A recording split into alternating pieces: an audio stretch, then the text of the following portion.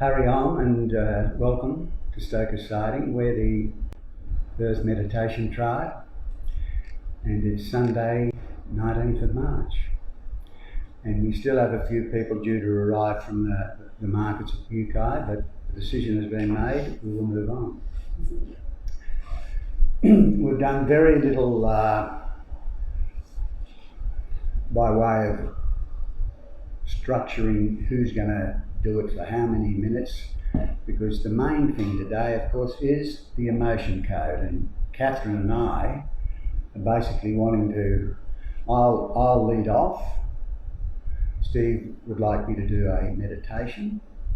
We'll do a meditation, and the intent then is that Steve will let you know about the emotion code, and we'll see where it takes us. Mm-hmm. And then I'm finding that really what people are really enjoying most of all on these days, with greatest respect to you, Steve, is they love the music at the end. Mm-hmm. So hopefully we'll have a lot of kirtan. I don't know whether Kathryn is thinking she might do something in addition to kirtan, but at the moment that's all she's intended to do.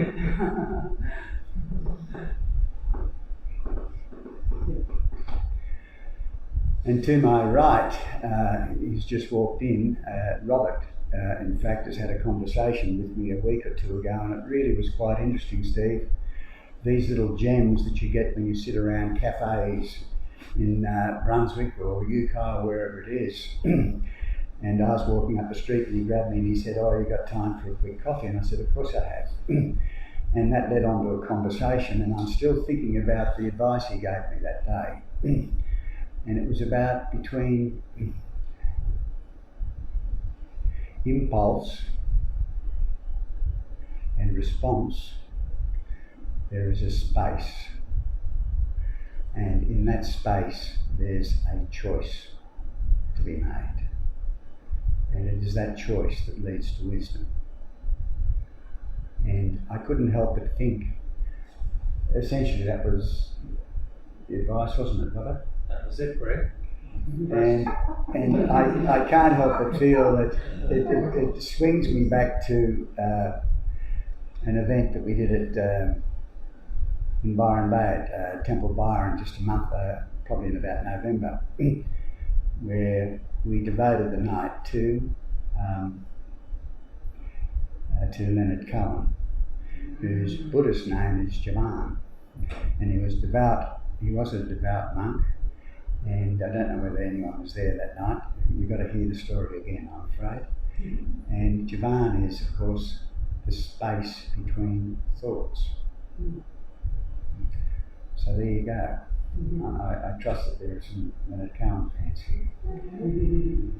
So, the emotion code, Steve is going to tell us more about that in a moment. But what I'm proposing to do, because coming up the mountain, I've done another U-turn. I was going to do a particular meditation today, and I thought, well, we're talking about the emotion code. I've had a session with Steve, and of course, so anything I say may come from a Buddhist perspective, and he's going to tell you what the real emotion code is about. But the Buddhists will tell you that there is suffering. There are four noble truths. That there is suffering, or dukkha, or unsatisfactoriness, whatever you want to call it. Secondly, that there are causes for suffering. Back to that in a moment, because that's the important thing. Thirdly, that there can be a cessation from suffering. Some call it nirvana, some call it enlightenment, call it what you will. And fourthly, the Buddha said, hey, this is my take on the path ahead if you want to be free from suffering and you are on a quest for peace and harmony in your life. And so the Eightfold Noble Path was born. But going back to number two, the causes of suffering are basically, when stripped away, they're about craving, wanting more, grasping, and these words come up again and again. This is a very short version of this story today. But I wanted to, I guess, set a plank in the ground somewhere. So it's about craving, and the other word that is often used in the explanation is, of course, aversion. So grasping for, craving for, and aversion is pulling back on or pushing away. What am I leading to? When you look at the, if that's the base camp for Buddhism, the Four Truths, that was the initial teaching of the Buddha after the light went on. The reality is, what are the practical steps we can take to move beyond suffering? And the two key words in that exercise are relevant to today. And one is acceptance, moving out of resistance. What resists persists is one of the phrases that is used. So acceptance is a key word. And the second one is a favourite phrase of mine, and it's very relevant to some stuff that Steve, in fact, has done with me in one of his sessions. Welcome, my friend, wherever you can sit. And that second phrase is, does anyone know what it is in terms of Buddhism? Wherever you like. Letting go. And so I'm going to lead into a meditation, being willing to let go of stuff that is holding you down and move on. And that's part of the exercise that Steve and I did, because there was something in my past that I really wasn't keen on letting go of, but he pointed out to me that it served no useful purpose for me to be grasping to it. Let it go. It's not saying that, I'll leave it at that, because later when you lead off, Steve, if you want to probe me on more details, if that's going to be able to help you get your point across about what this whole code is about, well, you take me where you want to take me and I won't hold back. Yeah. Okay, so that's a very brief synopsis of the core practice of Buddhism. The Four Noble Truths, 1, 2, 3, 4, and then what I call two of the key practice directions: being in acceptance, letting go of the stuff that serves no useful purpose in you moving forward. Can we leave it as brief as that? Good. All right, we're going to start off today with a meditation, and it'll be, it won't be a long meditation because I know why most of you are here. So I'll ask if you would to, if you could get into your usual meditation pose. And we'll have, once again, when we're conducting meditations, we have the consent of one of the great German composers to use a bit of his music, so we'll do so.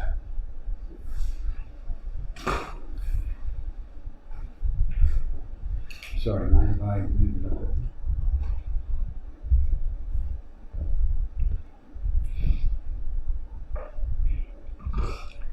Oh, you're right. Yeah.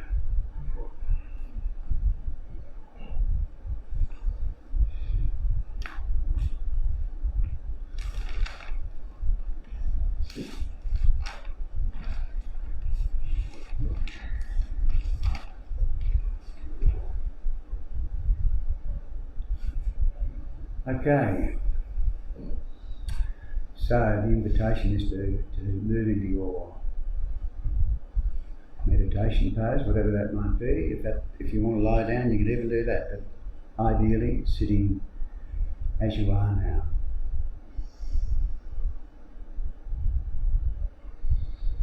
Perhaps I should acknowledge the Indigenous people before we start. I was going to do it a little later. But to the west of us here is the mountain, Wallumbin, and a very significant one. We've spoken in past sessions about its connection with Arunachala, the great mountain in India. And there's a striking resemblance that these two mountains have.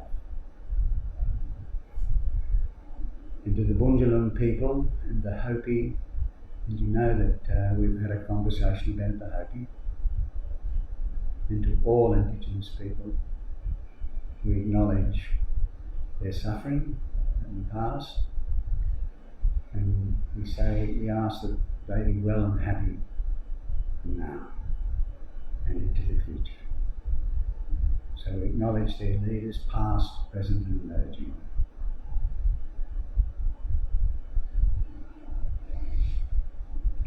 And I'm going to make an invitation to you to pause. One of the themes for me of the day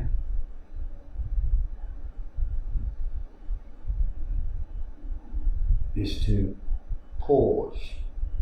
Further to what I was saying in the conversation with Robert before, to pause, relax, soften,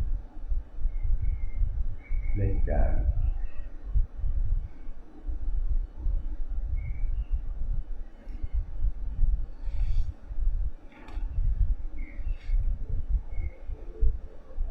Very briefly, for those actually sitting on the ground, so that we get some congruence in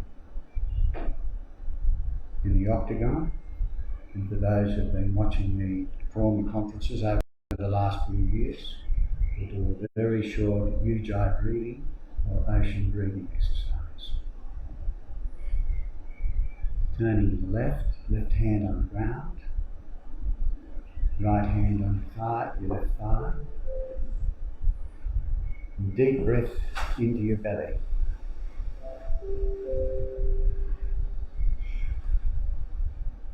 So all of the Dantians, some Mahara, the second chakra. So once again, deep breath in, hold, and letting go.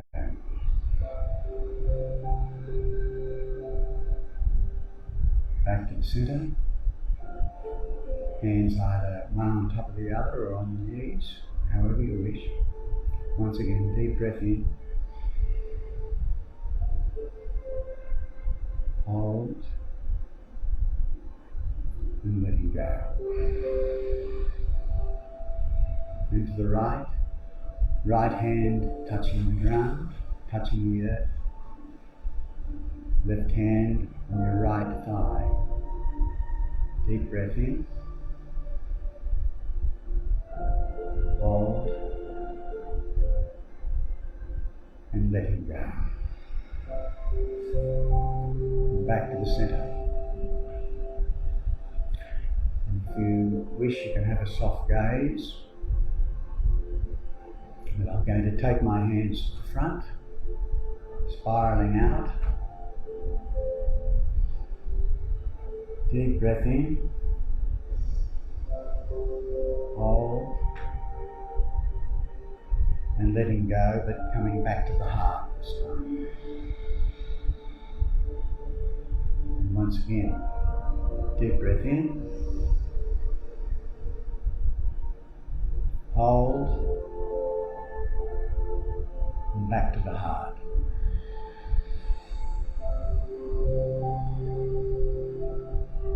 And going above us this time, spiraling upwards above your head, and pushing into the sky. Deep breath in. Hold.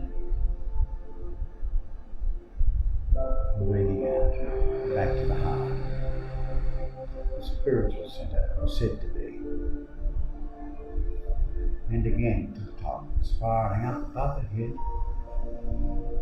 and touching the sky. Hold and letting go.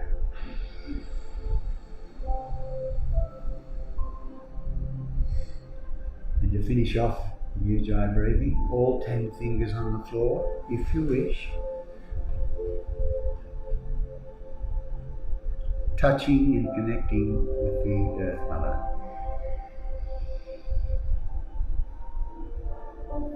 And Deep breath in, taking in the strength and the stability of the earth.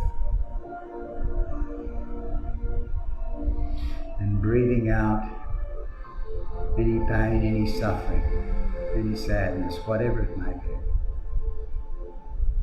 be. And again, deep breath in, breathing in the strength and the stability of the earth. Hold and letting go.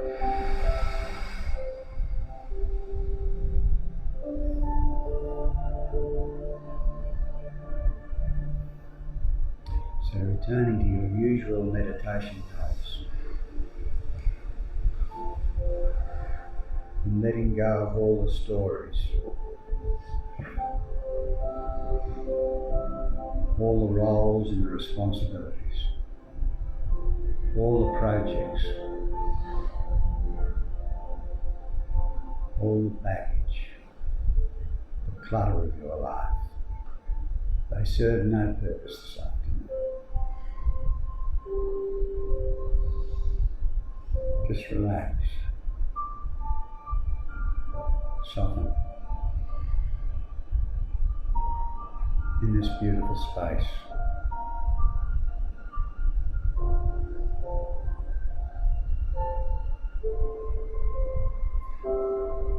Allowing your mind to rest in the body, just as the body sits on the cushion.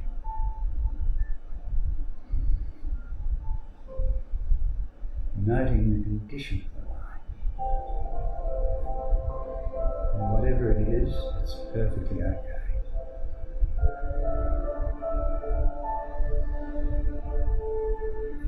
Dropping down into your body,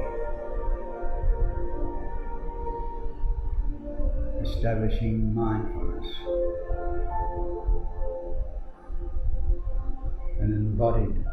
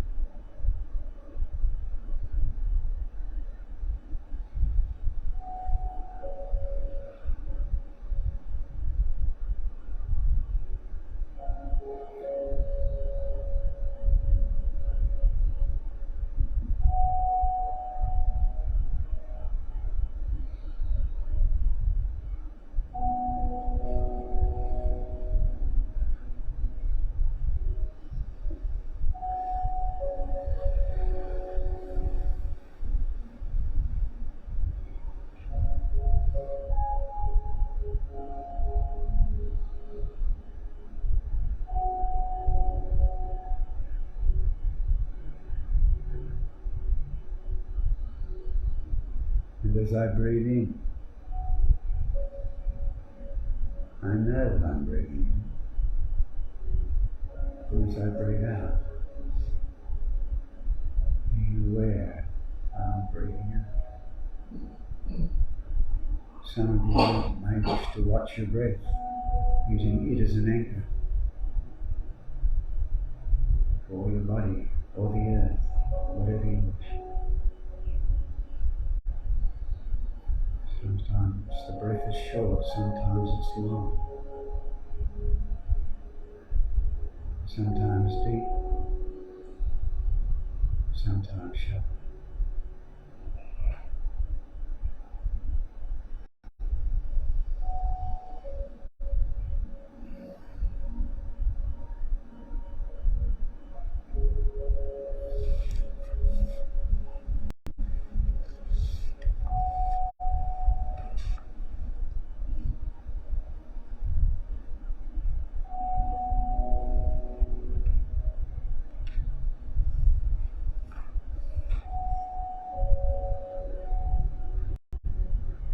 This afternoon we are interested in letting go, and verse 16 of the Tao is about tranquility.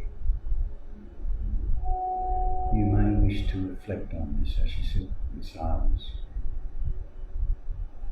Allow the heart to empty itself of all turmoil. Retrieve the utter tranquility of mind from which you issued. Although all forms are dynamic, and we all grow and transform, each of us is compelled to return to our root, and our root is quietude.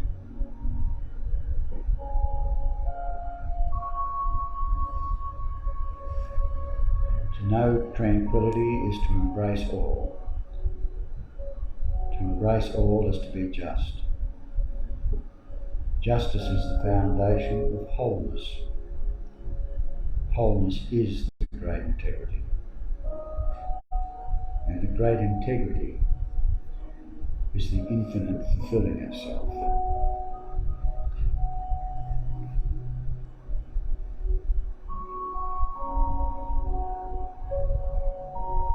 And verse 8 is the highest good. The highest good is like water, nourishing life effortlessly, flowing without prejudice to the lowliest places. It springs from all who nourish their community with a benevolent heart as deep as an abyss, who are incapable of lies and injustices, who are rooted in the earth, and whose natural rhythms of action play midwife to the highest good of each joyful moment.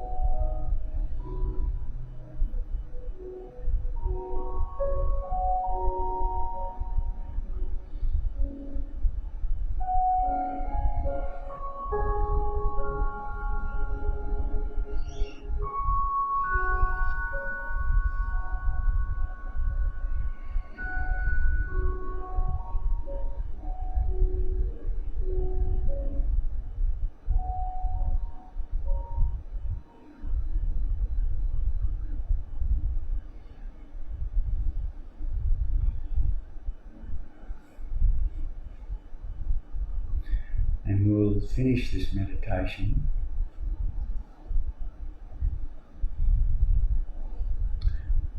as we often do, with an invitation to you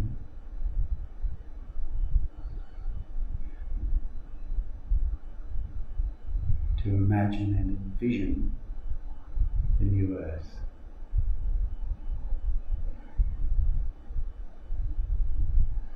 And you will all know the power of your imagination, and as you think, some say, so shall we be.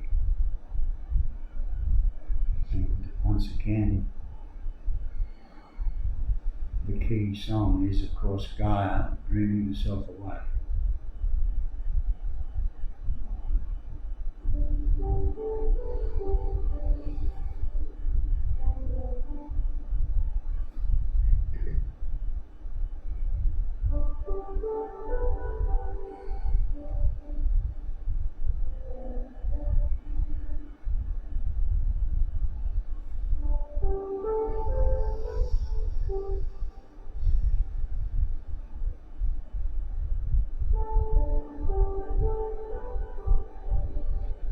imagining a new earth in whatever way you wish. It may be via the 5 sense fields of sight, sound, smell, taste, touch, etc. Maybe via the 4 elements of the earth, wind, fire and water.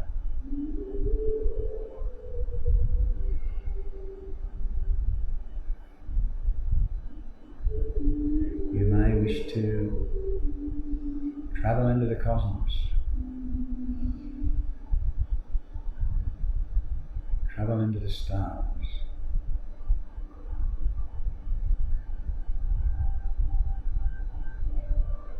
surfing in the clouds.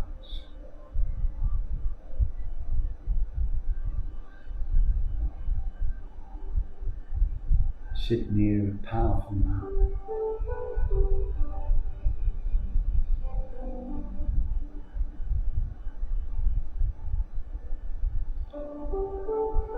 But allowing your weight and gravity to bring you back to the earth.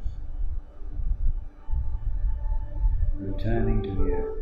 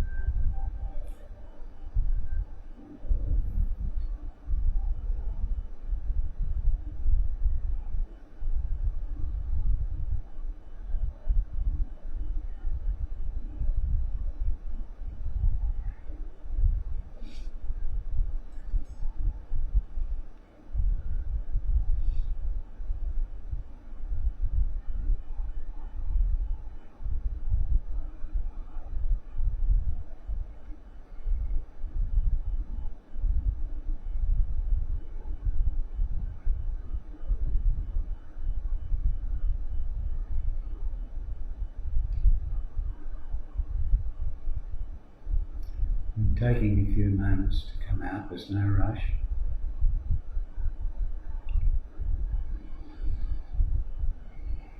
You can repeat some of those yoga moves we did before.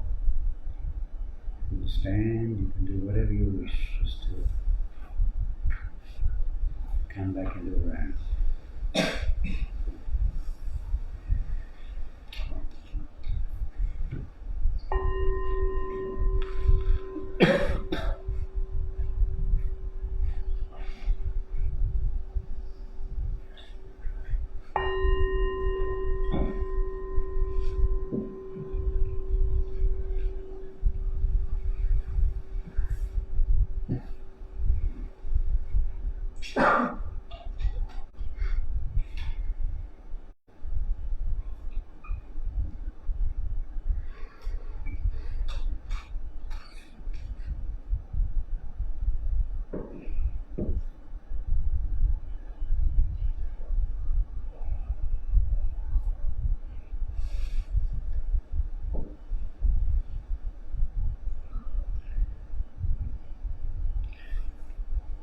Okay, we'll call that a meditation that had a little bit of letting go and a little bit of the earth in it and a little bit of flying through the stars. Which reminds me, we must get Pradana back. I love the way she took us through the stars that day and spoke about her astrology. Steve, do you mind being second in the queue today and leading off? And I'll get this out of the way.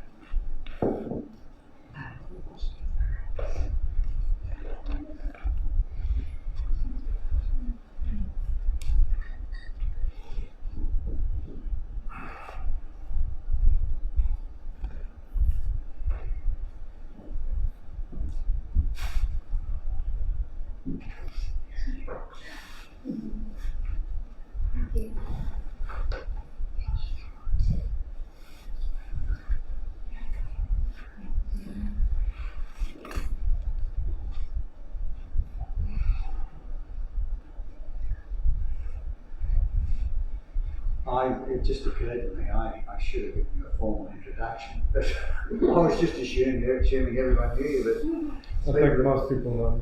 People, of course, in cyberspace may not.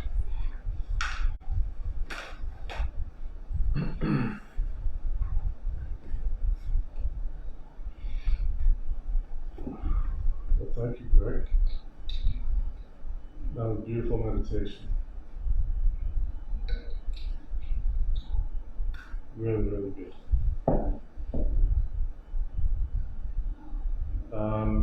So before I'm here to talk about the emotion code, which is basically a modality that has arrived at the right time,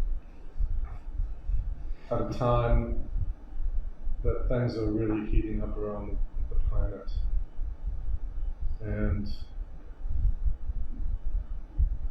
yeah, when I share about it, I'll get into why it's important. This has arrived now. But before I go into the emotion code, let's just ask everybody to just close their eyes for a minute and let's do a little fun little thing. A fun little riddle, fun little question. The question is this: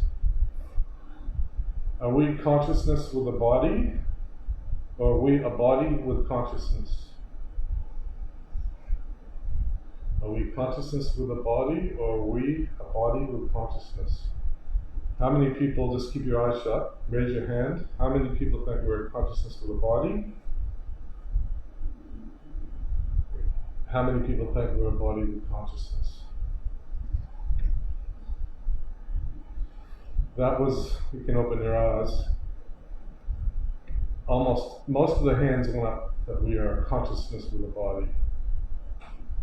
And it's a very important thing to see in terms of life and life's happenings and life's challenges. in that we're actually not this body, and that we're actually consciousness. Consciousness that has taken on a body here on earth for a certain reason. So I'd like to imagine the way I see it and the way many people see it is that when we leave this body, when our time is done here in this time around or whatever, when we leave the body, consciousness is what? Consciousness is space, it's love, it's energy, and it never dies. So as we leave the body, energy only transforms, and what I like to see is what I see is that we go back into our natural state outside of the body, which is our more natural state. And in that natural state, we're one with everything. And in that oneness with everything, without a body, there's no physicality. There's no experiencing. And so, in Buddhist traditions, and you know this better than me, there's the concept of reincarnation, which I do believe in very much. And so why do we come to Earth? Why are we conscious in a body right now? All right? We come to Earth, and we come into a body on Earth for the purpose of experiencing.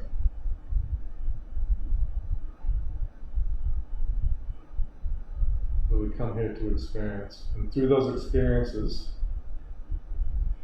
through each iteration, we experience, and through those experiences we learn, we grow, and we expand in our consciousness. And then as we leave the body again, we go back to the greater, we go back and everything is expanding, and our soul is expanding. So that's what I see. And the reason why I say this before I talk about the emotion code is because a lot of people have been suffering. A lot of people have a lot of crazy stuff going on. I don't think there's a single person I've ever met that hasn't had full-on time, challenges, conflicts, mental suffering, physical suffering, everything. So it's important to understand that we're here to experience, right? And we kind of, you could say we signed up for these events, for these experiences. That's the way I see it. You could even say there's a meeting with God or whoever your divine is, and you say, yep, great, let's go down there. I'll go to Earth, and give me cancer, give me divorce, give me, car crash, give me whatever it is. Why? Because when we're in our expanded state, we want to experience, and we want these experiences. Anyway, so here we are. So we're here on Earth, and things are happening. And things are happening, especially right now on Earth, things are happening pretty much in our faces. Now, if we were all perfect Buddhas, we would meet every one of those experiences. Right? And as Buddha's just saying, we meet what is. Right? It's all happening. We meet it. And as we meet what is, the good things and the bad things, if you allow it to be here, it comes and goes. Right? It's like a cloud in the sky, it just comes and goes. Joy comes and goes, love comes and goes, and pain also comes and goes. There's nothing wrong with pain. Pain's a part of this life. The problem is when we say no to pain. But the problem is when we say, no, I don't want that experience. And we're human beings too, so we have to protect ourselves at certain times. So we will say, too much, too full on, don't want to feel that. And so, as we say no to an experience that the universe has brought us, what happens is that energy, or the emotions that are tied up with that experience, it's just energy, everything in this universe is energy. It's flowing through us and we go, stop! And it gets locked in the body somewhere, right? And so these things are kind of, locked in the body, trapped in the body. And what's the problem with that? I mean, we need to do it sometimes, especially as kids and so forth. Things are too much, and it's like to survive, we have to say no. Or something surprises us, and it just catches us off guard, and we block the experience. So as we block the experience, the emotions of that experience get trapped in the body, right? In the organs of the body. And so what is an emotion? Emotion is energy. And they say it's about the size of a fist. But because we have not met that experience, because we've said no, we don't want that experience, that energy is unconscious energy, and it's often dense unconscious energy. And it gets trapped in the body.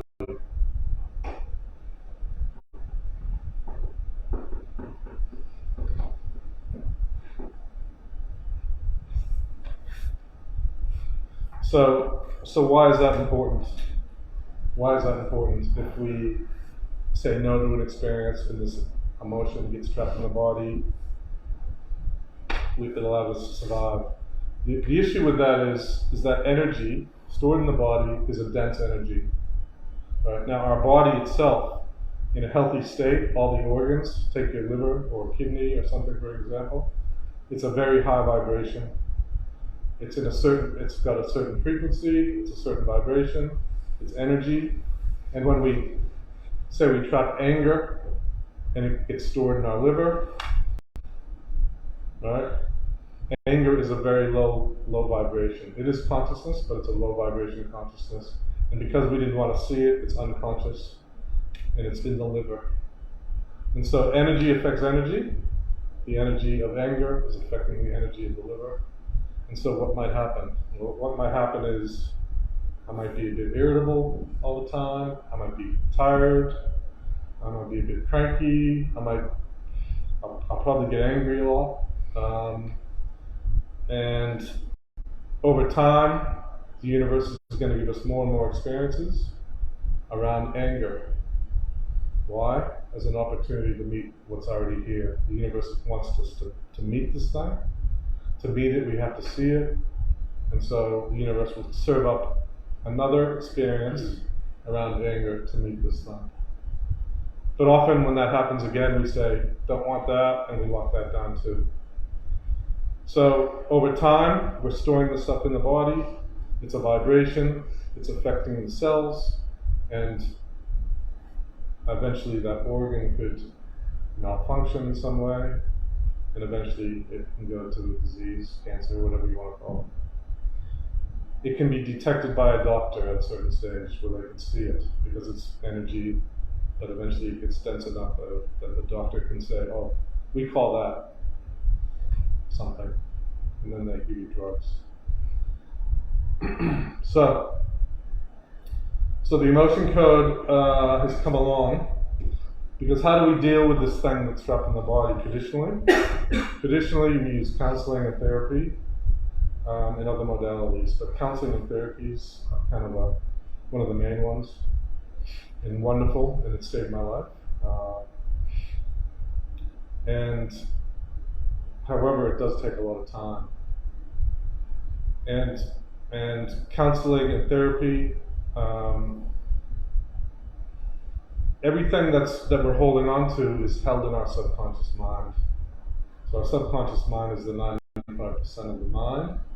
The conscious mind, what I'm talking through right now, is the 5% of the mind.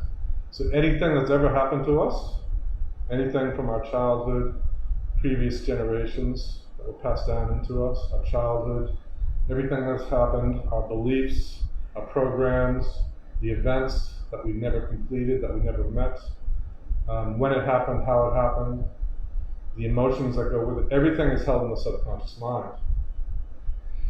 And so the goal of counseling and therapy is to go through the conscious mind to get to the subconscious mind, to meet that stuff, and as we meet it, it dissolves or releases, that energy releases, and then we heal, and that energy moves. But you really need a really good counselor to get there, because the conscious mind, which is the gatekeeper, is the thing that resisted in the first place, and as a result, when you're doing counseling therapy sessions, often, as Rahasha says, it's this gatekeeper, the conscious mind, or the egoic mind, thinking mind, can divert you from actually meeting that thing. So this has come along, it's called the Emotion Code, and I want to share it with you because it's very simple, it's very direct, and it's very fast, and it works directly with the subconscious mind. And it's growing quite rapidly around the world. I'm not sharing this with you to use me as a counselor, emotion code counselor. There's many out there, but the emotion code is really a super fast way to identify and release trapped emotions. It's and as I say, it goes directly to the subconscious mind and works directly with the subconscious mind. So, just want to listen.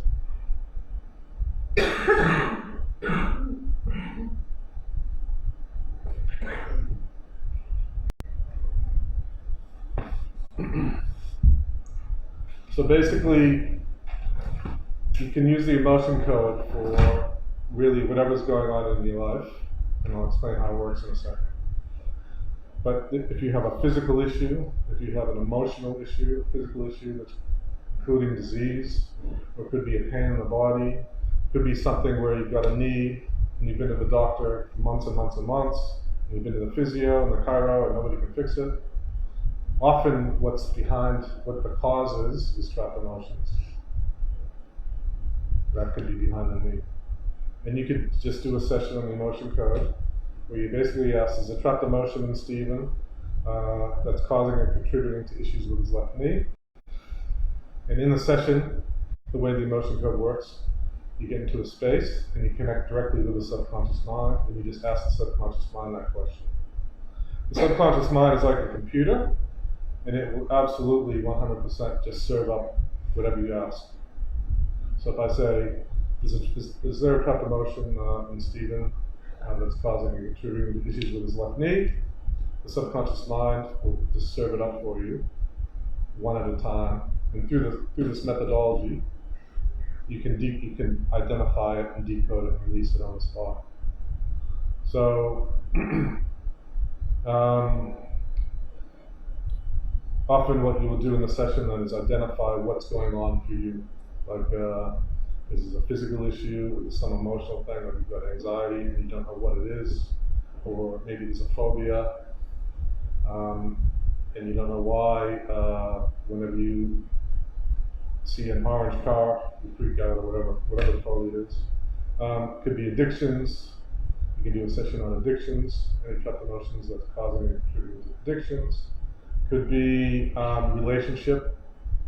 There's a thing that they call the heart wall. So basically, in life, in matters of the heart, where things are happening. It might be with a relationship or family matters, or somebody dies, and something full on happens, and you just can't meet that experience, and you just trap it, and it gets stored in the heart wall. And eventually, over time, we can build up things around the heart wall, where we basically got a wall around our heart and we're not letting anybody in, and it's keeping people at bay.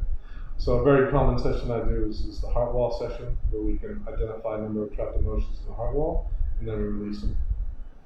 And it's quite amazing what happens when we do this.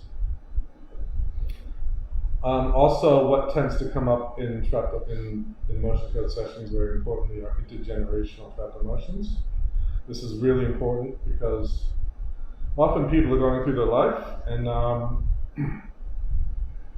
they don't know why something's happening. They're like, this thing happens over and over again. I don't remember ever something, I didn't do anything. It just keeps happening. And often what's behind that is that when the person is born, we can genetically, you could say, pick up trapped emotions from one of our parents at the point of conception.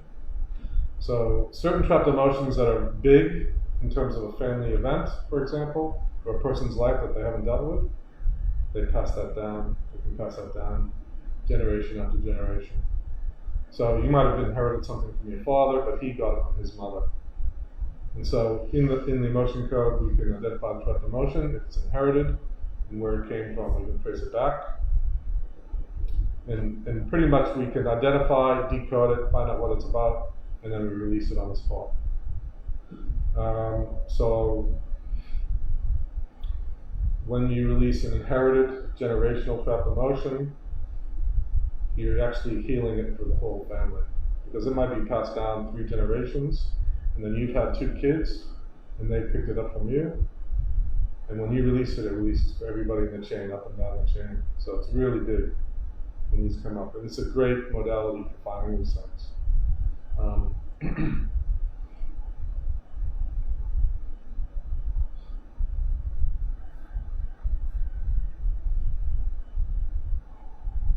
So how does what does a session look like? A session, I hold them right here, for example.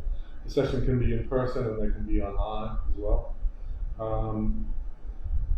But basically, in the session, we'll identify whatever's going on in you that you want to investigate. And really, what's happening in the session is that your subconscious is doing everything. So the facilitator, the emotion code facilitator, if they're a good facilitator, they're totally getting out of the way. They're just holding the space, and they're just allowing the divine to do its work. And so there'll be some sort of whatever it is identified. Say it's a heart wall session. Then we would write down the intention, which is like a Google search to your subconscious mind.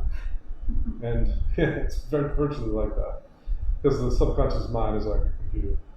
So for a heart wall session, it would be there's a trapped emotion in Stephen's heart wall that's ready to be released right now. And upon release, it will bring emotional balance and healing of his heart wall.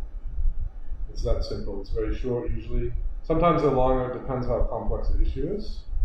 And so then we just create a space. The practitioner will create a space, and then with your permission, we connect to your subconscious mind. And then once you're connected, then it uses kinesiology. Okay, so I use kinesiology by proxy, which is a methodology that they teach. I'll connect to your subconscious mind. I'll then test that I am Greg. For example, if I connected to Greg, after I connected, I would say my name is Greg, and then I would get a yes or a no. Is everybody familiar with kinesiology? Yep. Once we connect, I would then ask the intention question. There's a trapped emotion in Stephen's heart wall that's ready to be released right now. If I get a yes, then I know there is something there. Then I'll say the number of trapped emotions in Stephen's heart wall is between 1 and 5, 5 and 10, or it's between 5 and 10. I'll say, okay, the number of trapped emotions in Stephen's heart wall is enough, so it might be 8. Goes solid on 8, so I know there's 8 trapped emotions there. Then what the subconscious mind will serve them up one at a time. So I'll ask the question again. There's a trapped emotion in Stephen's heart wall that's ready to be released right now. Yes. Is this trapped emotion inherited? Yes or no. Is it absorbed? Yes or no. If not, then it's just a normal trapped emotion. So it's some experience that you had where you could not meet that experience the moment it took place. That's what a trapped emotion is. So I'll say, trapped emotion in Stephen's heart wall, yes. Is it inherited? No. I'll say, okay, so this is just a normal trapped emotion. And then what happens is, through the emotion code, we've got this chart of emotions, which is 60 most common emotions. And then we'll just test, this trapped emotion in Stephen's heart wall is in column A or column B. So there's 2 columns and 6 rows. And we'll say it's in an even row or an odd row. So it's in column B, odd row. It's in column B, row 1, row 3, row 5. It's in column B, row 5. Then I'll say the trapped emotion is pride with shame. And a lot's in shame. Right? But then we decode it. Then I can find out when it was trapped. I can find out what it's about. And then I will read, we'll discover what shame is about. What was that?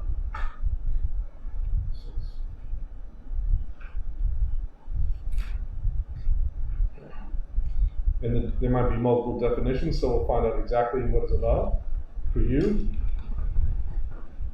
A feeling of being wrong, defective, or disreputable, and on it goes. So we'll know what it's about, when it was trapped. The thing is, within the session, both you and I, or you and the practitioner, we're working in a subconscious space. So basically, as we're identifying and we're decoding, stuff tends to come up really quickly. And so there might be trapped emotion of shame at age 14, and then suddenly, geez, I think I know what that's about. It's about blah, blah, blah. And then I'll test. Or I might get a vision, and then we can identify what it is. And then we release the trapped emotion. And because, again, we're working at the subconscious level, the subconscious has this thing ready to go. So we're not going through this gatekeeper of the conscious mind. We're going directly to the subconscious, the 95% of the mind. The subconscious has it ready to go. I'll test. Do we need to know anything more about this trapped emotion? If we get a no, it means it's ready to go. And then we just release it. We release it through intention. And we use the body meridian, and we just hold the intention to release it. And then there's a science of magnets, but we use a magnet to magnify our intention. And then I'll test how many swipes we need to do on the meridian. And the intention just flows through the body, and we swipe so many times. And then I test if it's been released. All right? And if it's been released, then if there's more than one trapped emotion, I then go to the next one. There's a trapped emotion in Stephen's heart wall that's ready to be released right now. Yes or no? And then we identify it, decode it, and release it. And that's a bit of an overview. It's very simple. It's very direct to the subconscious mind, and it just works. It just works. I mean, the feedback I get from people, and the feedback from around the world, massive shifts, massive transformations.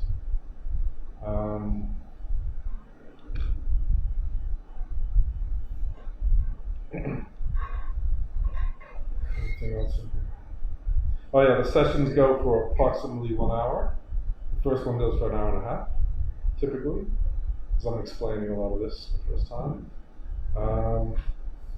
So I thought I might read, we've got a few people, actually there's a few people in here that have had sessions, but I might read, everyone knows Michael McNaught. He's one of the Earth Meditation. You know Michael, his voice is a bit funny. Michael. This guy, can you see that? No, but that's okay, don't worry. You know Mike. Sure, he's a good guy. Good guy. He's a very good guy. You do know. Alright, so Michael says, hello, Earth Meditation, bro. He's now in London. No, he's now in India. Right. So I'll read one or two of these and then that'll be enough. I caught up with Stephen recently. I had shared with him some of my personal journey. It has been a bit challenging and was seeking freedom from some recurring feelings from my early life. Years of therapy helped me be aware of the work through some of my personal traumas. Somehow, though, some things still remained locked up and continued to trouble me. I had real difficulties releasing them. I was having physical issues. He couldn't speak clearly. Because of them making my breathing and speaking difficult at times.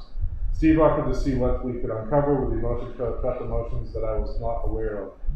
I sat in my session with Stephen. There was 10 emotions revealed, some of them inherited, some of my own.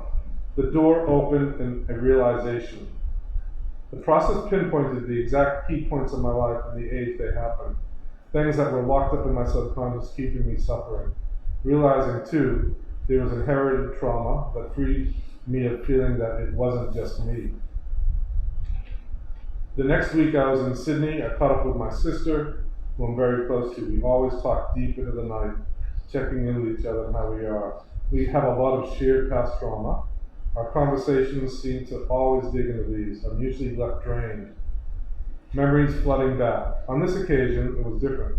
As she brought up the stuff, I became aware I wasn't feeling it. I wasn't intentionally blocking it, but I just didn't feel it. It was like that old movie in The Graduate when Dustin Hoffman is in a huge crowd of people, talking at him, and he slips under the water in the pool. All he could hear was muffled noise and nothing mattered. I realized I was not attached to those emotions anymore. It was an extraordinary experience. Further small realizations kept occurring. My breathing was easier. My mind has a whole lot more peace. There was also a joy in the realization I had broken a chain of ancestral trauma. My family and future generations are benefiting from my release. I can feel a shift in my better meditation practice, more stillness, freer mind, more observing while evaluating. The emotion code helped me help myself. I've set me on a path of healing that has been quite extraordinary. I'm so grateful. So I don't think I'll read too many because there's some on my website, but unless anybody here wants to share a little bit about their session, if they don't have to do that. Is it possible to do some sort of demonstration of the session in some way now? Probably not in this time frame. Yeah, it's probably. I could do that. Well, Steve, I'll do that. I'm happy to give an overview that'll get the point through. Whatever you want. I can. No, I don't think it's. No, it's. I would do it if we did that from the beginning. It's because there's a bit of setup time on that. I'll just read one more. Everyone knows Paul Benson. You know Paul, he runs different things here. He runs the Qigong, and then he was the Australian Meditation Association president and so forth. Sorry. No, you're cool.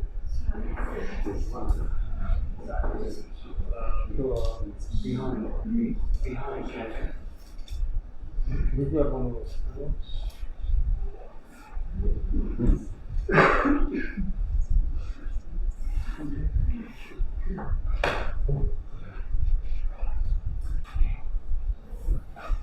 I can intersperse with a question. Yeah. You read the next thing. Yeah, go for it.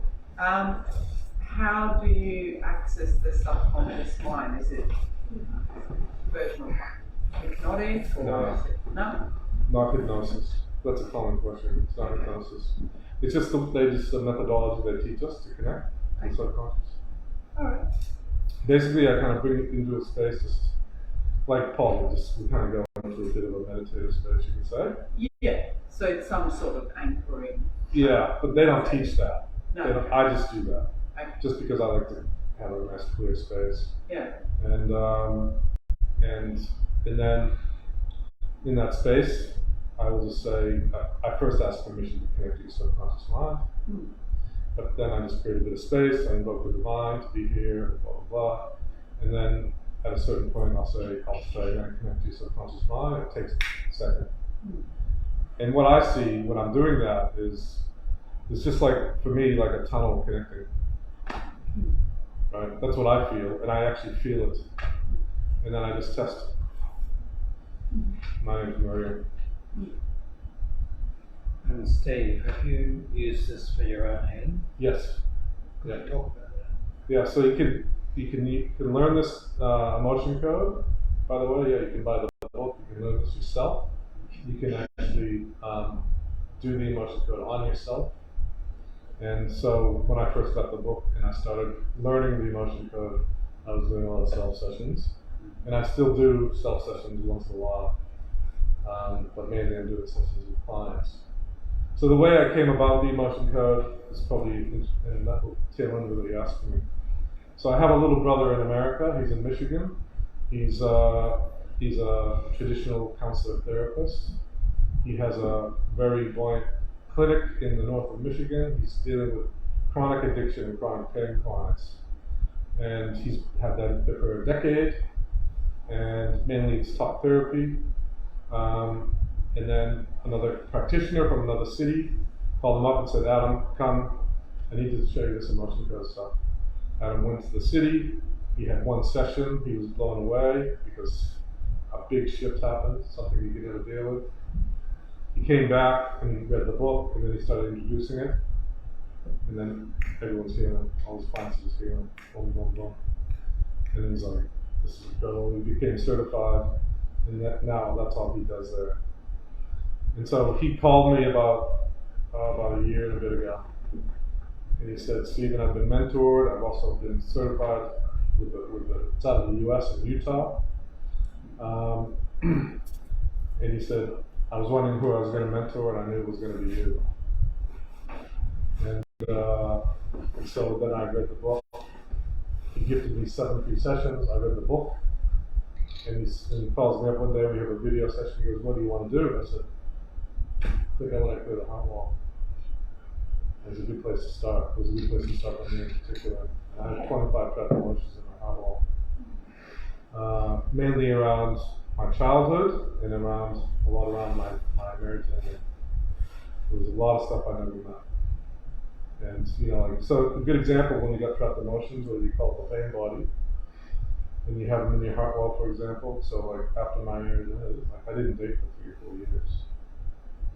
Right? And that's what happens with trapped emotions. You kind of just go, you don't want to feel that stuff, so you do things not to feel that stuff.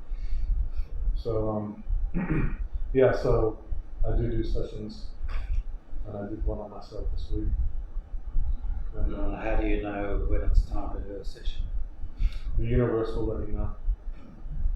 Because, you don't actually have to go seeking this stuff, because the universe is reflective, and it's always going to reflect something into you. And so you just living your life, and then something happens, and you're like, why is that happening? And then you can investigate. Or, like what was happening a couple of weeks ago, I felt really heavy in my head. And so I said, okay, I need to do a session. And I did a session on myself. Also, I've mentored a few certified practitioners. And actually, sometimes I have them do a session on me, I do a session on them. We just do swaps. And so when I did this the other day, it was 7 trapped emotions around some pretty heavy stuff that happened in the last couple of months. Yeah. Do you notice the shift straight away, or is it more subtle over time? Like the one I just did on myself, it was straight away. Right. For other people, it just depends. Some people will feel it instantly, and then other people might call me up a few days ago. Oh my God, they'll go, oh Steve, it feels so weird. I'm like, well, okay, tell me what does that mean? Tell me about weird. Oh, I just don't feel alone anymore. So, or whatever they say. Can I share something? Yeah, please. This is just an experience. So my name's Tom. I had a session with Steve today. First session. And I've done a lot of different talk therapy modalities, and I'm very aware of my stuff. And there's some things that I've been holding on to for a little while that have really been getting in the way. And I've kind of been aware of this. I can feel in my body how uncomfortable it feels. I've been aware of these things, but I haven't had necessarily the right maybe tool or shown the right avenue to be able to actually let this stuff go. And so I think I had 8 emotions that we uncovered today, and we've worked through 4 of them already. And the instant feeling I have right now, I just feel like I'm coming back to me. It's the first time probably that I can remember for a very long time that I can actually just sit here and I just feel really calm. And actually it's only probably not in an hour or 2. It's when you finish, mate. So straight away I can go to sleep. I feel like I can just sleep for the whole day right now. Yeah. So it's powerful stuff. Yeah. Thank you. Yeah, go ahead. Thanks, Tom. I forgot I had one thing, but not with you. Yeah. She did it on the computer. Do you do it on the computer? It worked because I had a lot of threatening allergy to cats. Yeah. And I gave a marriage to my daughter's got 3 cats. Some would take advantage of terrible stuff just to be there. I had one of these and next time I went, it was gone. Yeah. No, but the next time I went, it was bad. Oh, really? Is that because I played with it in my head or fearful of it? Or- I really don't know what happened there, but you know, typically it doesn't come back. Like when you release a trapped emotion, that's the cause or the underlying cause to some physical or emotional or mental thing going on. It doesn't come back. That's been my experience with the clients that I've seen. So, do you think if I kept thinking about it or being fearful of it, and I started back on it? I really don't know. Yeah. Yeah, it could be another trapped emotion actually, because it can, you know, when there's kind of, there has been times where we release some big stuff. It could be even, you know, say I'll just use an example of frustration, right? Say something really big, a big event happened in somebody's life, or there's a couple trapped emotions around there, frustration, and they leave and they're like, oh, you know, they feel good. Then 5 days later, anger's arriving, right? Because you're kind of meeting things and you're opening, and then what can be underneath there is the real thing, right? But these are masking the bigger thing. In this case, it was anger for that person. And then we met again just online, and we released trapped emotions around this anger, and the person was just totally free.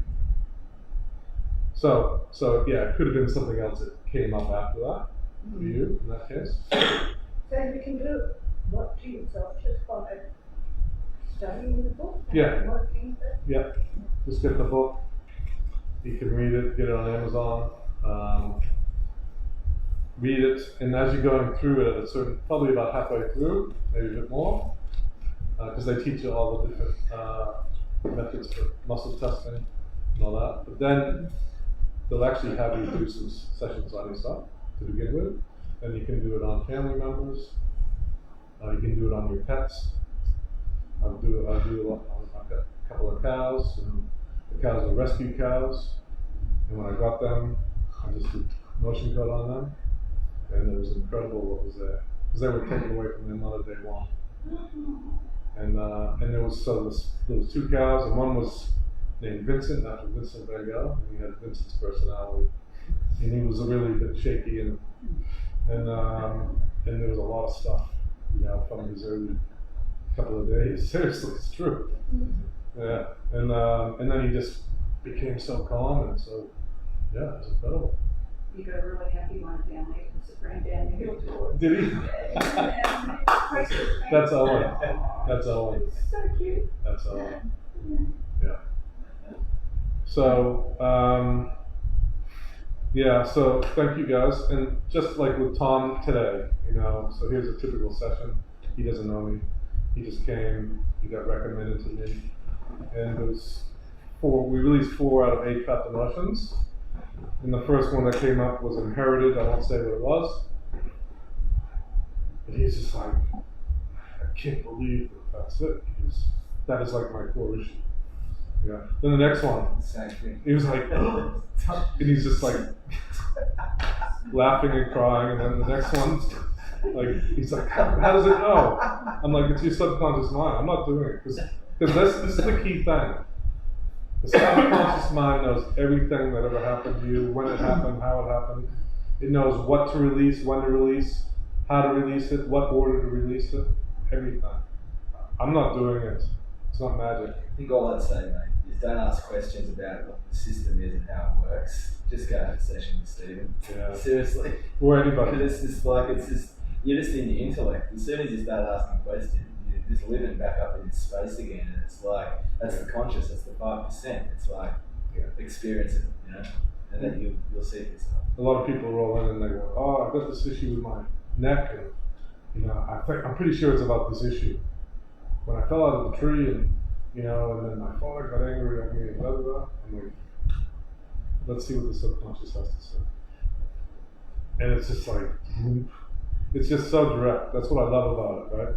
So I was doing some counseling, talk therapy counseling, and so forth. And we can get so caught up in the story. And there's nothing wrong with that. Like, counseling is fantastic. It saved my life. I had cancer. And counseling literally saved my But for these times, there's a lot going on, and this is just so direct. That's all I'm saying. So the reason I'm up here is just so you know about it, and if something's going on in your life, and I haven't really met anybody these days, if something's not going on, find a practitioner, get the book. It's very easy to read, it's self-explanatory, and learn it, and then do it with your kids, do it with your partner, and it's what I also love about it is it's so simple. It's just so simple, and that's what we need. Simple. With your cancer, did you go through the normal channels, like with the chemo and all of that? Or? With my cancer, Yeah. no, I didn't do chemo or radiation. No. That's a whole other story. but I've got a book. Yes. But I'll just give you I'll try to make it 1 minute because I want to hear music. Yeah, 1 minute. So my whole life is a life of resistance. And my book is about resistance. From a very early on, I just said, I can't feel any of this. I just shut off. I go into shock a lot. That was my way to get away from it, right? And and at a certain point, I remember I was at school in the 5th grade, and I was going to ask the teacher for help. And I said, no, I can't do that. And I just said, I'm never going to feel any of these feelings again. And from that day on, to the age of 38, everything that came my way that I didn't like, I just buried it. Right? So I was a true master of resistance. At age 38, one more thing happened, and the cells just went, cancer. The cells there was no more space to hold any more of that energy. Because the universe was serving up the same thing, time and time again, saying, do you want to meet that yet? And I'm like, no. Bury it in my stomach, the seed of emotion. And then I got cancer. And then basically I was a dead man. And then somehow I ended up on the doorstep of Dr. Rahasha Kraft. I don't know if you remember Rahasha in my open, who's an amazing guy. And within 8 days of meeting him, I had a spontaneous healing of cancer. Because he showed me how to go inwards. And what I uncovered through his guidance was a trapped emotion of anger. I never knew I had anger. And it was anger towards my mother that I never allowed myself to have, because she is the source of my love. So there was this battle within me between love and anger, and I was being ripped apart. And that's what it was. And when I saw this, so basically, I'm so happy I found this, because I was lucky that the stars aligned and I met this guy Rahasha, and I was in a position where I was so naive that I actually went there. Right? I wasn't up here. But you can just do it with this. Right? So quickly and so easily, and it works. So thank you for your question. Yeah. Thank you for sharing. Yeah. Yeah, I know we're out of time, but I just wanted to say that I had a session with you, I guess, Monday? First session. Yeah, first session. That was incredibly intense. And I'm trained as a psychologist and have done a lot of talk therapy. Shown a lot of modalities and a lot of them that work. And was quite shocked, actually, that all the stuff I thought I dealt with was still there, and was actually there were major blocks and some of the things that were coming up recently. So I'm incredibly grateful, because it's been subtle though. It wasn't like I had a physical ailment that I could just say, oh yeah, that's solved now. But there's definitely this subtle kind of progression that's happened since then. There's a confidence that's back that was, I guess maybe buried, but so it's still unfolding, and it's incredibly powerful, and I strongly encourage you to experiment with it because it kind of defies logic, which a lot of things that work sometimes do, especially when you get into the territory of spontaneous remission, that sort of thing. But there's something really potent there that works. And I think the fact that it works on animals is an interesting testament to its effectiveness. And I know other practitioners who are also now becoming certified that I've seen them work on animals, and it's pretty obvious in some ways. The animals are great because they have no Resistance. resistance. Right on. Yeah, that's biased. But yeah, I just want to acknowledge that like the work they do is really beautiful and potent, and I'm very grateful. Yeah, cool. Thanks, guys. Can you wait there a moment, Steve? Okay. I was remiss in not introducing this, so I'm going to do it respectively. Not for those who are present, but for those who may watch this on the internet. Sometimes we get 300 or 400 views in the next few weeks. Sometimes we might only get 80 or 100 or whatever. But even if there's one person who benefits from it, mission accomplished, isn't that right? Absolutely. I should have said at the start, Stephen Layer has a book. It's called Inner Sky, Life Begins Where Resistance Ends. And Stephen had a session with me earlier in the week, and I confirmed basically those other comments that have been made by other people who've had the privilege of doing a session with Stephen. It's short, it's simple, it's not this endless talk therapy that the mainstream medicine, etc., have fed to us. Don't go there because that's part of the issue, as you know. Well, go there if that's what you're told. Right. So it's short, it's simple, and Steve has a particular manner about him. It's pleasant, and it's worth a go. Simple as that. So there was a long screed in the Post. If you read the Post, the event post about Stephen and how he was born in Boston and other things happened in his life, etc. I can't remember what it all said. Neither can I. Please read the event post if you want to know more about Stephen. But contact him because it's worth the effort. Yeah.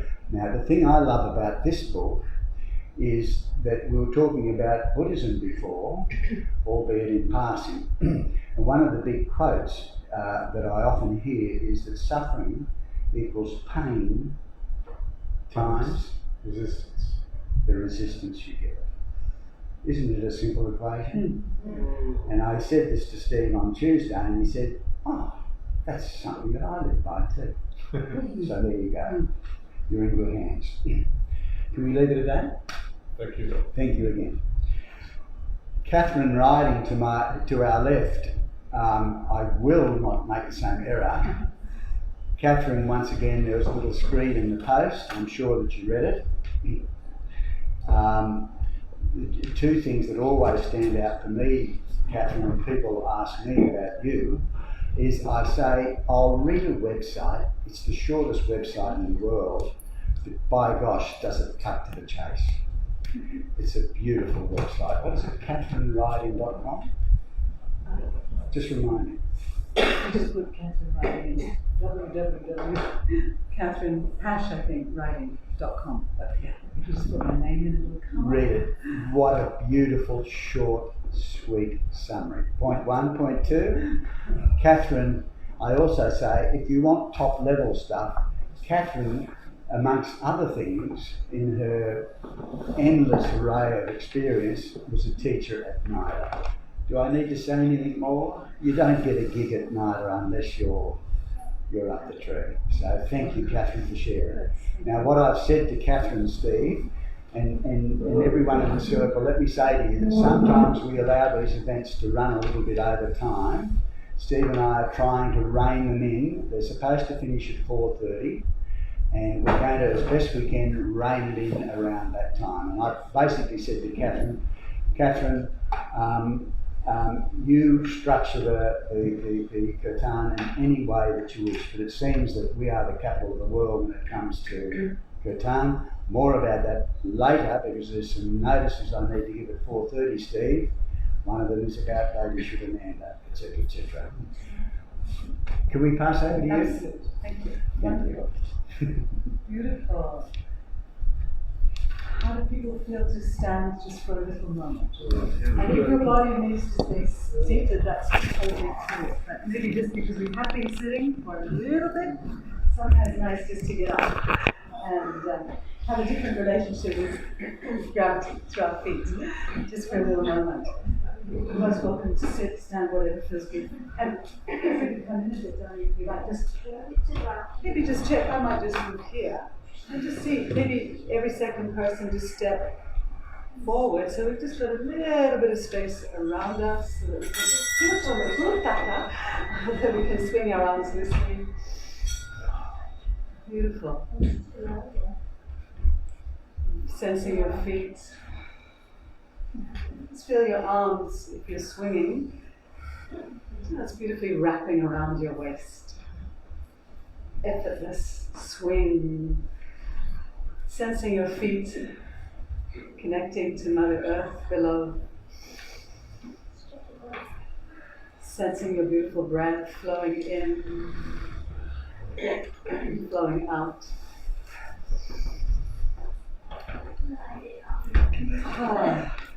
And yeah, just gradually let the swing come to stillness. Feel free to close your eyes or almost close your eyes, keeping that beautiful inner connection that we cultivate. Just for now, letting go of all of the stuff that we hold, because we can let it go, which is wonderful. We can turn our focus deep within, sensing the inner body.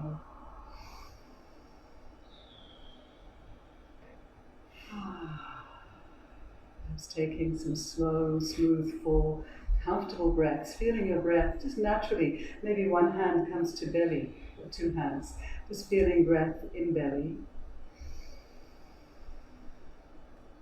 And as we exhale, the belly just naturally moves in. So we know from the ancients so many benefits in conscious breath. And contemporary science is just affirming that so exquisitely. One of the really beautiful things is to take some long exhales, just whilst we're standing here. So it could be through nose or mouth. Generally speaking, we breathe through the nose because the nose does amazing work. It's a filtration. Warms the air, it prepares the air, it helps us to create more prana from the air.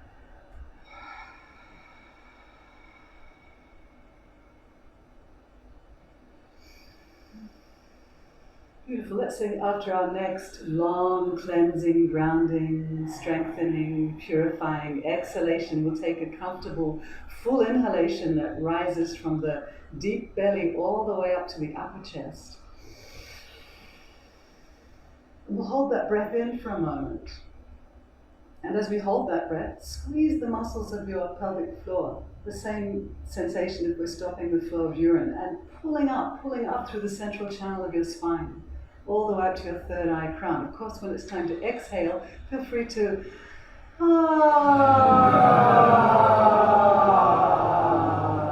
take a long sigh. Beautiful breathing in, slow, smooth, full, comfortable, deep. Holding the breath within just for a moment, filled with the song of the breath. Feel the breath tingling our cells, enlivening, oxygenating. And when we exhale, it could be with sound.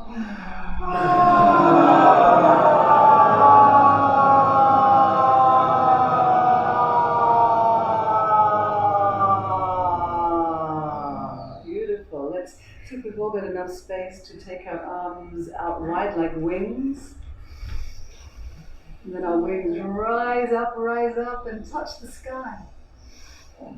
Feel from our feet to our fingertips a beautiful length through the whole body. If there's any little sounds, the sigh is just a natural way that the Creator gave us to let go. Also the yawn, which will mean breathing in through the mouth.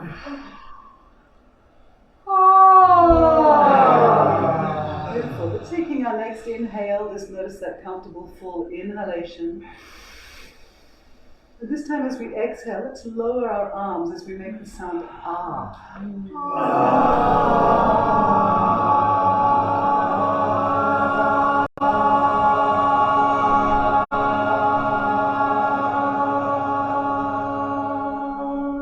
Beautiful. Inhale, drinking in prana.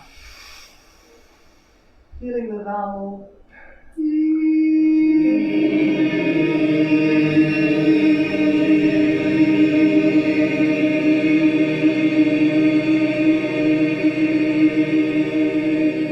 Beautiful. Feeling the vibrations. Inhale when your body's ready.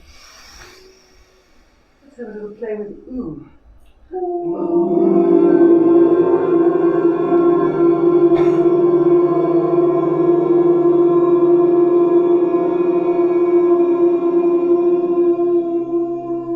Lovely. Notice that moment when the breath replaces. Let's take it in through the mouth, into the belly, and sigh from the belly. So, yeah, interestingly, when we speak or sing, not all the time, but often we'll take the breath in through the mouth, which is really interesting because the breath itself is preparing the channel. Like this. So a lot of when we do voice or singing work, we're actually opening the mouth, but not so much in the way we think like this, front, but actually more back. So the soft palate lifts, almost like a yawn. And it might even be a yawn, you might feel a yawn coming, and that's because yawning is very contagious. Have a yawn and a sigh. It could be a sliding sigh, just a feeling, oh, what a relief, I can let go. We breathe in, notice that breath. An easy sigh. So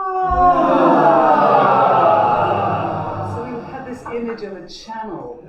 And we want to open this channel that flows from the mouth down through the throat, and if we like, all the way down to the base of the spine.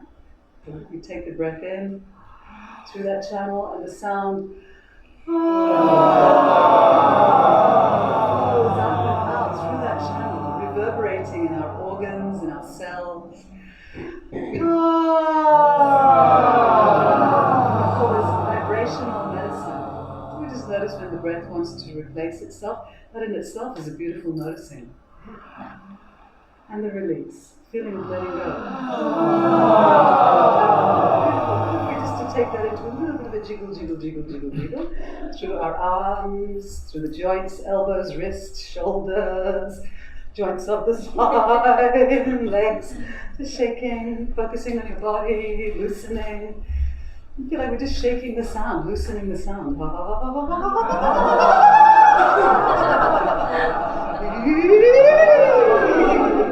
Those vowels.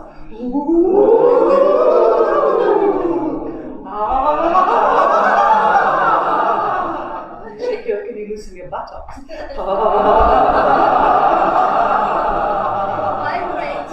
Yes. And feel the breath replacing itself deep into your being. An easy sigh.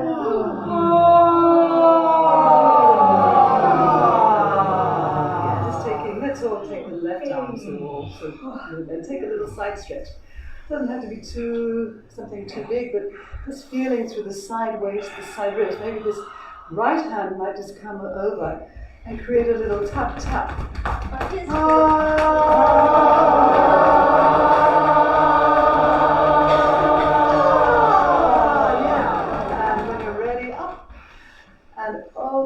Side ribs, side waist.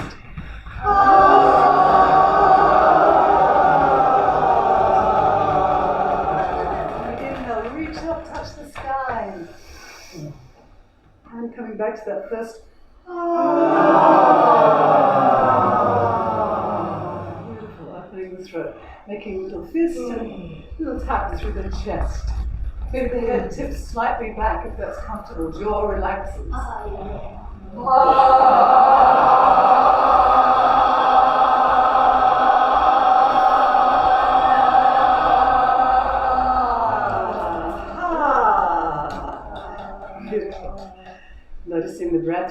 replacing itself on the side, it then becomes a hum.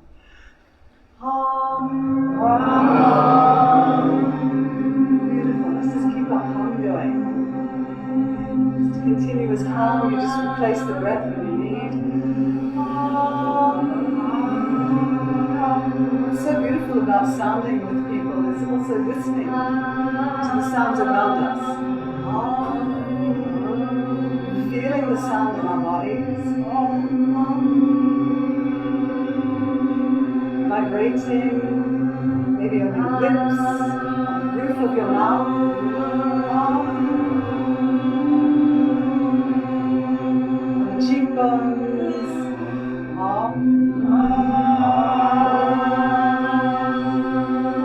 The whole body becomes an instrument for sound.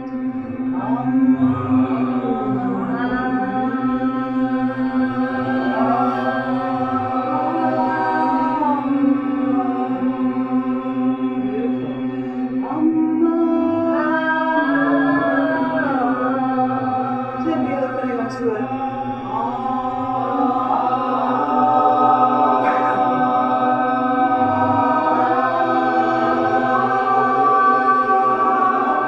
Sound coming up from the roots.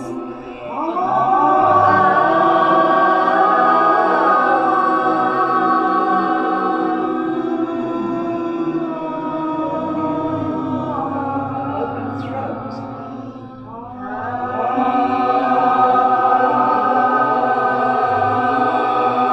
How good it feels to let our voices out.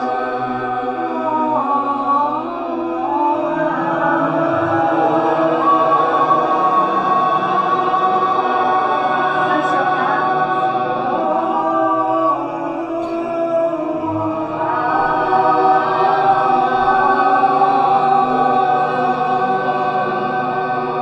Have a little play with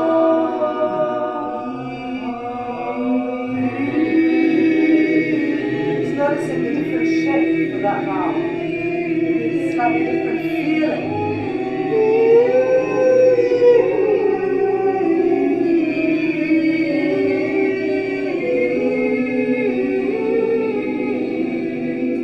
Notice the breath.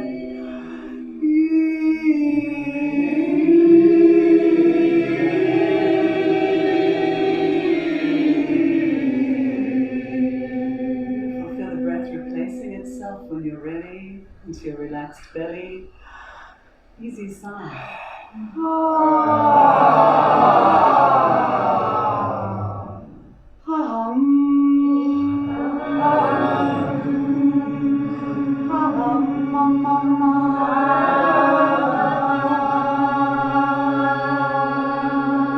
breath replaces itself. And sigh from high to low.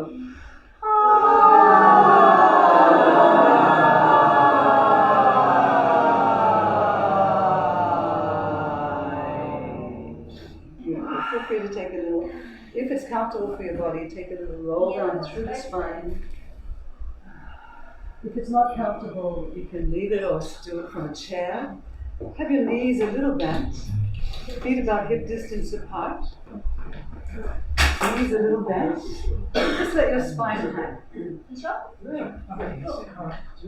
Let your spine hang.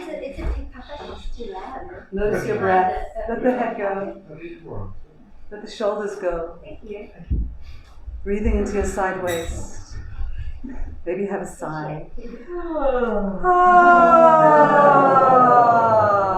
Let your arms go. Let your elbows go. Let your wrists go. Let your shoulder girdle go. Maybe gently nod your head forward and back.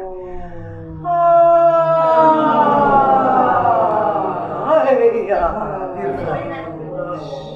And just have the knees a little bit bent and begin to roll up through the spine, vertebra by vertebra. So the head, the crown of the head is the last part of the body to come up. Rolling up through the last part of the body to come up.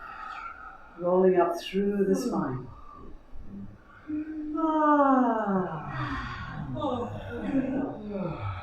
Let's just make our way back to sitting.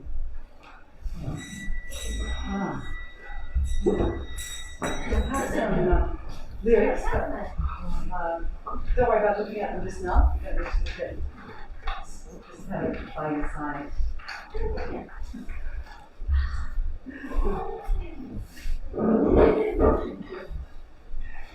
We also have the cards on the floor for those who are interested in the cards. Okay.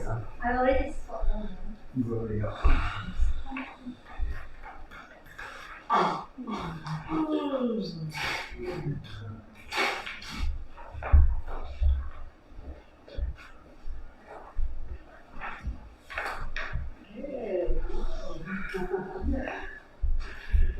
I've got another spare one here. You probably know them more. I'll see you. Yeah, okay.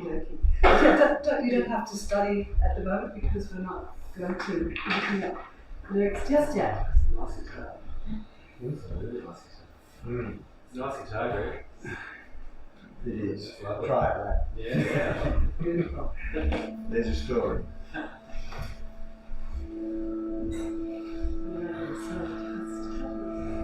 Coming to a seated pose. Comfortably upright spine. Just taking a moment to notice your sitting bones connecting to the earth. Your tailbone, your pubic bone, your pelvic floor.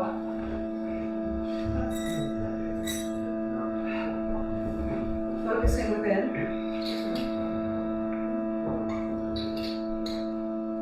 Perhaps there is an intention, maybe you brought an intention today.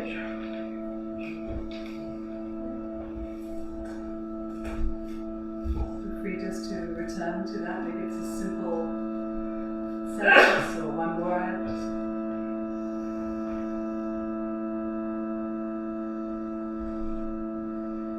Just affirming.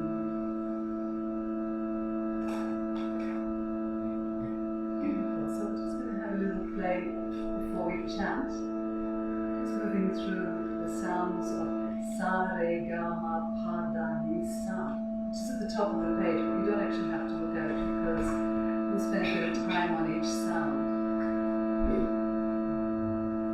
We start on the low note, which is the sa. But let's start first of all with a hum. Feeling that, hearing that sound, and letting our voices meet that sound.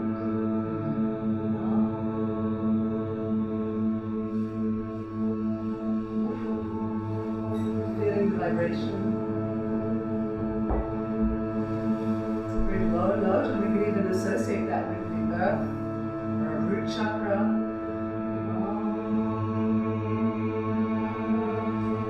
Feeling that vibration deep down into your roots. Noticing that moment when the breath comes in through the mouth.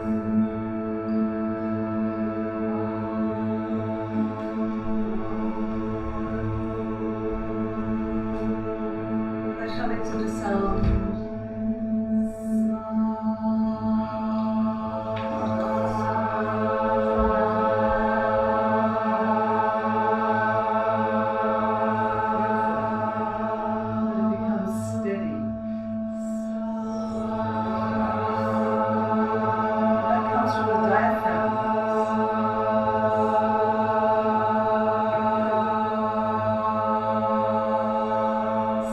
Between your back teeth.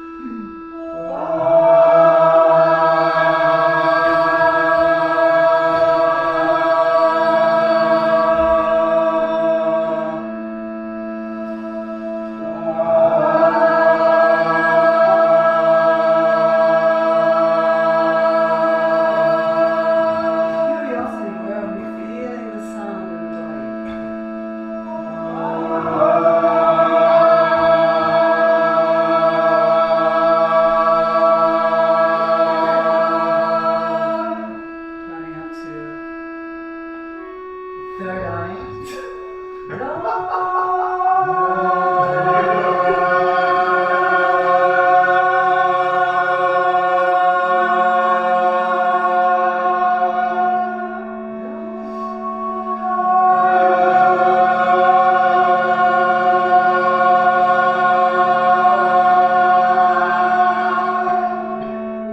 Crown chakra, Sahasrara.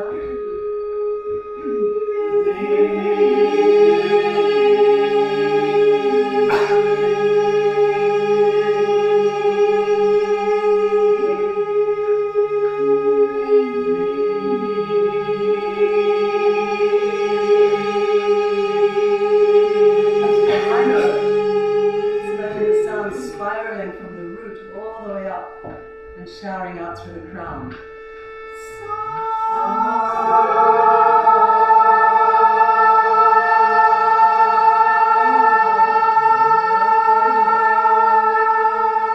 higher we go, the more support happens through the pelvic diaphragm, the respiratory diaphragm, the hara.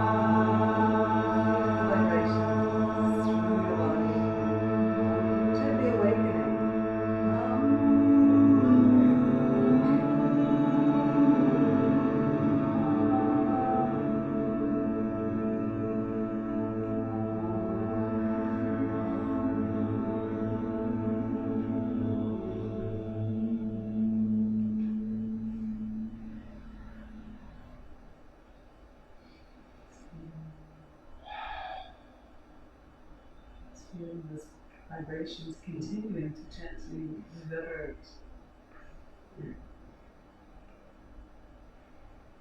Let's come to, sometimes we call it the most sacred of all the mantras, the mantra Om. We can feel also the similar awareness of the sun rising up from the root chakra and radiating out through the third eye, crown chakra. So I'll do the Om like this. So we can kind of sweep down.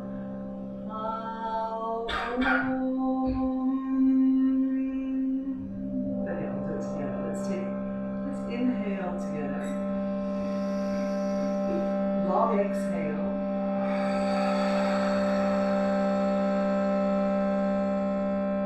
Inhaling for Om. Om.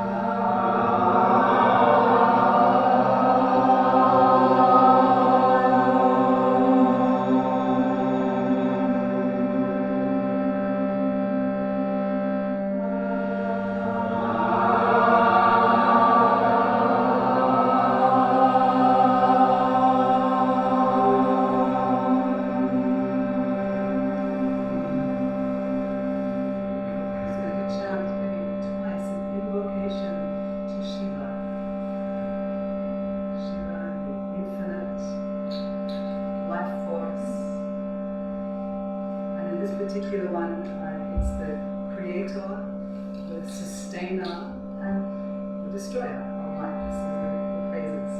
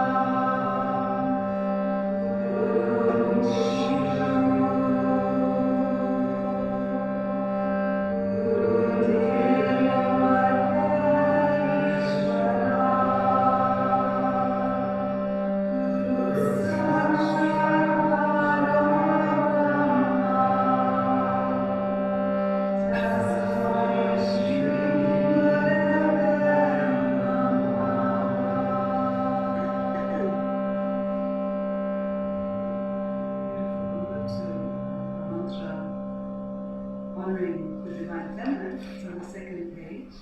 It's called the divine. Yeah, it's meaning some of the deities in the Hindu tradition. And yeah, sometimes it's nice just to know that it's really beyond religion or belief. These are qualities that they say exist within us. Qualities of the divine feminine and of course the divine masculine. So yeah, we'll take it slowly and I'll probably just mention a few things hither and thither, but it's really beautiful. One of the first mantras I learned is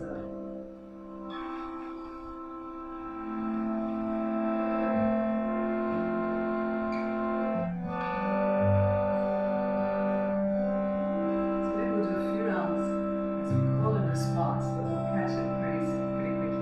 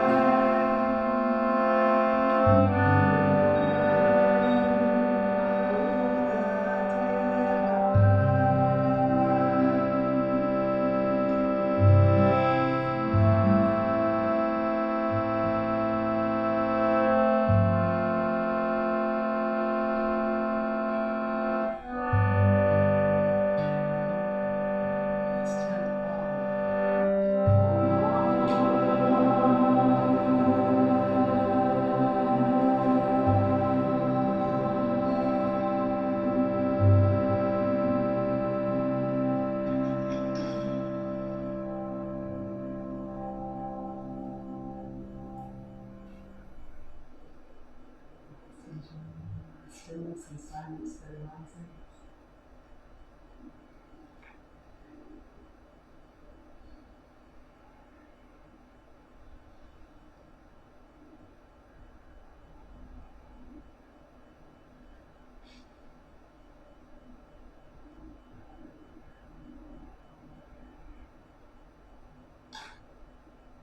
Just feel free to join me, taking a comfortable full inhalation into relaxed belly. It's an easy sign.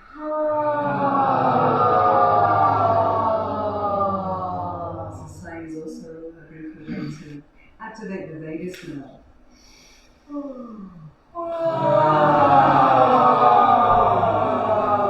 Just telling our nervous system that we're safe, we're in a sacred space. We can let go, we can receive, we can heal. Feel our frequency literally changing. Vibrational medicine. Beautiful. Yeah, on the same page, Jai Sitaram is a beautiful one. Jai is a word that we hear quite a lot in the chants, which means victory. Jai, to praise and to invite victory. To Sita and Ram, divine feminine, divine masculine. Jai Sita Ram, Jai Jai, Hanuman. Hanuman is the monkey god. He's in service. So it's a part of us that is that has dedication to our practice of transformation, of healing, and birthing into the new earth. All these beautiful inspirations that we're feeling and finding language for, and allowing ourselves to feel. So really harmonizing again of the individual soul and the infinite soul, the mind and the body, earth and sky. It's all about harmony and singing that harmony. So yeah, even though the words that are Jai Sita Ram, but I'd love us just to start with the simple word Namo, which translates as I bow. Yeah, bowing is such a beautiful, you can literally bow or just feel yourself bowing to this life. Namo.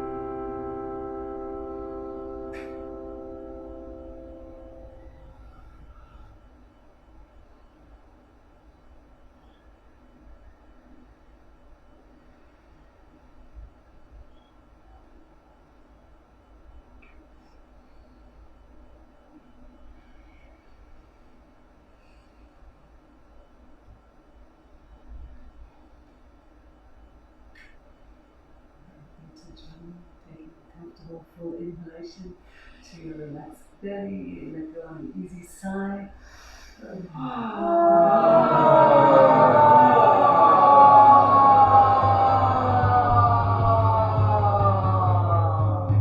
Beautiful. One more if we're looking at the time, maybe Rupam Dehi. Did you see me with the guitar? No, I'm looking at the time, noticing that we could only do one more.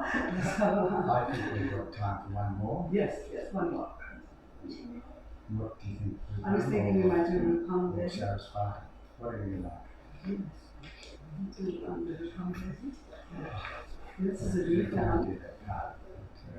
Yeah. Yeah, so where is Rupam Dehi?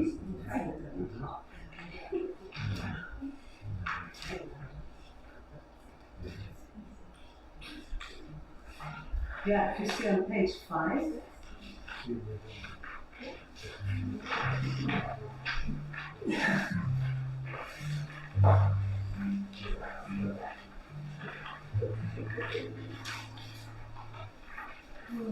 Yes.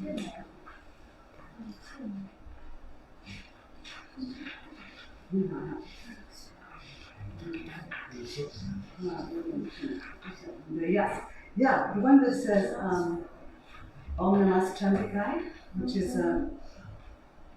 coming back again to the divine feminine, to praise Durga, so like gave birth to the whole universe, Durga, and to clear obstructions that we can face in this life.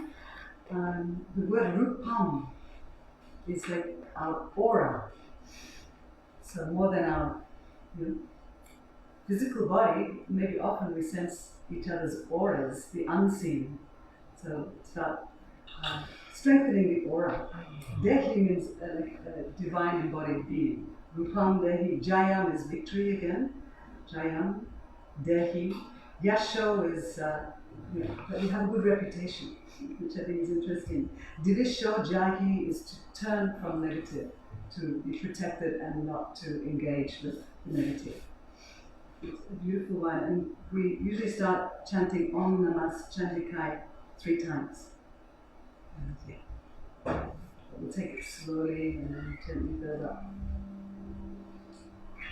Just contemplating, feeling into your love for our planet, for the divine feminine, within us, all around us. Om Namas Chandikai. Breathing in when you're ready.